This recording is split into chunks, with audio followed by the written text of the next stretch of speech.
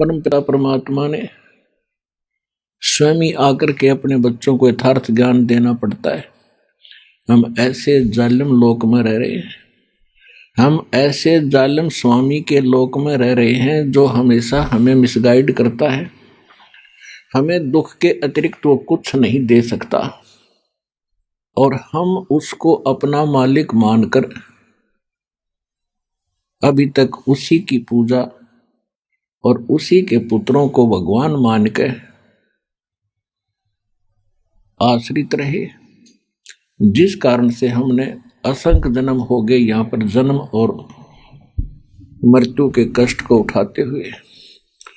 तो परमात्मा ने आके हमें ज्ञान दिया है कि जिस लोक में आप रह रहे हो ये लोक आपका नहीं है, ये घर आपका नहीं है, यह संपत्ति आपकी नहीं है। यह भूल भारी लगी है आपको क्योंकि आपको सत्संग नहीं मिला। उसके विषय बताते हैं कि जब काया तेरी है नहीं या माया कहाँ से हो। जब आपका शरीर आपका नहीं है तो इस माया को चपटा बैठा, बैंक बैलेंस बनाने लग रहा, बड़ी बड़ी कोठी बना कर प्रसन्न हो रहा, कल मृत्यु हो जाएगी, परसों कुत्ता बनकर उसको ठीक है चारों तरफ घूम रहा होगा, कोई अंदर ना जान दे आपने।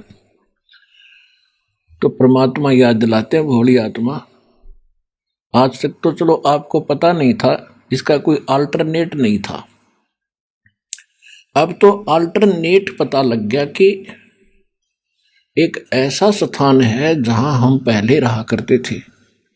हमारी जन्म मृत्यु नहीं होती थी, हम वृद्ध नहीं होते थे और ऐसा ही हमारा परिवार है वहां पर। जैसा यहां जुड़ गया, आज आपके बेटा बेटी हैं या माता पिता हैं, क्या आप पहले जानते थे इनको? आपके घर आते गए, ममता मोह बन गई, अपने से लग गए, अपना परिवार बन गया। लेकिन ये तो अपना है नहीं, कल मृत्यु हो जा पूरा परिवार नाश हो जाए एक मिनट में। ये पीछे केदारनाथ के ऊपर कैसा जुल्म हो गया था, एक के घर के 4-4 सदस्य मर गए, पूरा पूरा परिवार नष्ट हो गया। तो ये अपना है नहीं। लेकिन जब तक आप यहाँ हैं, ये ऐसा समझो कि हम एक किसी उद्देश्य को लेकर के हम एक कमरे में रह रहे हैं, एक मकान में रह रहे हैं। जैसे बच्चे कहीं स्टडी करने जाते हैं या कोई मजदूर मजदूरी करने जाते हैं, तो कई कई जने एक क्वार्टर में रहते हैं, मिलकर रहते हैं, प्यार से रहते हैं, इकट्ठा खाना बनाते हैं, सारा कुछ करते हैं। तो ये तो इतना ही साजबाज है आपका कि आपका इन बच्चों का कोई संस्कार है पीछे का। और वो किस्मत वाले बच्चे हैं जिनका पूरा परिवार मालिक से जुड़ जाएगा। आपके बच्चे सुरक्षित रहेंगे, आजीवन आपके साथ रहेंगे जब तक आपकी मृत्यु नहीं होगी। और मृत्यु के उपरांत फिर सारे के सारे सतलोक चले जाएंगे। ऐसे ही धीरे धीरे वहाँ आपका परिवार बन जाएगा। और अब वो सुख तो यहाँ कोई उदाहरण भी नहीं है जो वहाँ के सुख को यहाँ वर्णन कर दे। तो वहाँ सुख है और जो आपको वहाँ पर आनंद होगा, जिस प्रकार आप वहाँ रहोगे। तो यहाँ कितना ही कोई धनी हो, चाहे कितनी उच्च पोस्ट हो, उसका तो एक सेकंड का भरोसा नहीं कब मृत्यु हो जा।